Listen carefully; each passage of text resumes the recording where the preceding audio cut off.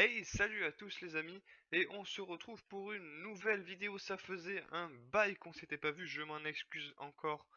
Le projet est fini, je vais pouvoir me remettre à faire un peu de vidéos, même si ça va être de courte durée avec le prochain projet qui va suivre.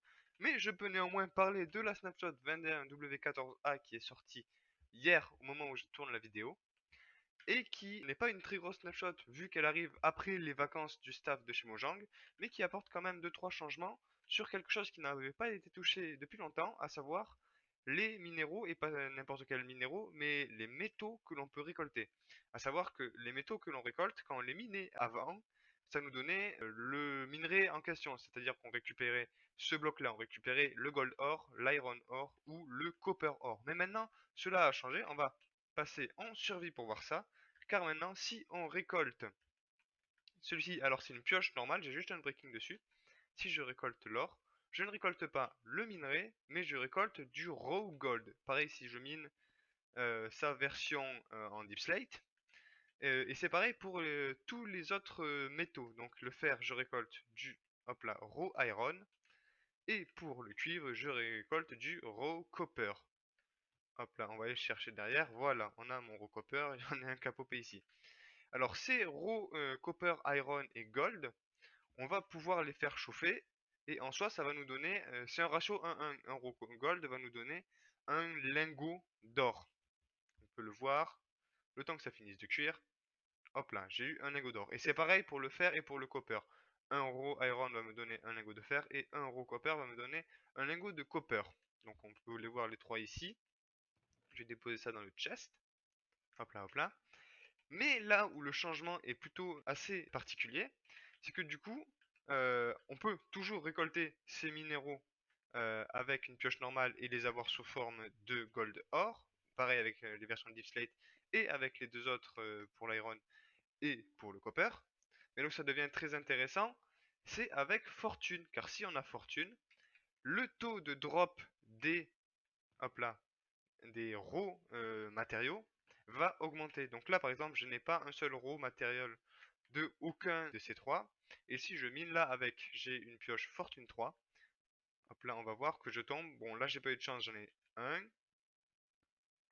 Et là, j'en ai eu trois d'un coup. Ce qui est assez intéressant, ça veut dire que maintenant on peut légèrement démultiplier les loots qu'on a quand on trouve un iron ore. Là où un iron ore était égal avant à un iron ingot, maintenant si on a fortune, on peut obtenir plus que ça. Donc là je vois qu'on a obtenu 3, il me semble que c'est maximum 4 avec fortune 3.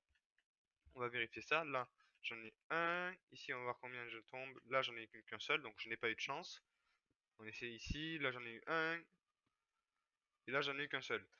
Donc les taux de loot sont forcément assez faibles, hein, malgré le fortune, mais ça reste quand même très intéressant ce petit changement qui va faire pas mal bouger les choses. C'est vraiment un changement très intéressant qui va nous permettre techniquement de récolter plus de ces minéraux, notamment du fer et de l'or, lorsqu'on aura fortune. Donc fortune qui est un enchantement qu'on peut avoir assez tôt dans le jeu. Donc très très intéressant. D'autres petits changements qui ont été ajoutés, c'est le fait que maintenant dans la génération, les blobs de teuf, donc pour rappel la teuf, je crois que c'est celui-ci, non c'est pas lui, on va repasser en créatif. La teuf c'est celui-ci. Les blobs de teuf vont maintenant spawner entre la couche 0 et la couche 16 en fait pour faire la transition entre le côté stone du monde et le côté deep slate. C'est tout pour ces petits changements. Pour toutes les autres snapshots que je n'ai pas pu couvrir, je m'en excuse grandement. Je vais mettre en description des vidéos françaises et anglaises du coup de différentes covers de ces snapshots. Donc sûrement que ça sera Ilmango, Xizuma et Aurélien Sama qui font du super job pour couvrir ces vidéos. Pendant qu'on va mettre le jour. Hop là. Sur ce, j'espère que je ne vous aurai pas trop manqué. Je ne vais pas tourner plus de vidéos que ça parce qu'au final, j'ai pas mal de vidéos à monter de notre série Cross the Time qui n'est pas encore finie, mais on a fait une légère pause parce que faut que je monte toutes les vidéos. On a une bonne vingtaine d'épisodes du coup déjà tournés qui devraient pas tarder à arriver si j'arrive à les monter. Sur ce, j'espère que cette vidéo vous aura plu, que vous êtes autant hype que moi pour l'arrivée de la 1.17 et on se retrouve bientôt pour de nouvelles aventures. Sur ce, je vous souhaite une bonne après-midi et je vous dis ciao ciao ciao.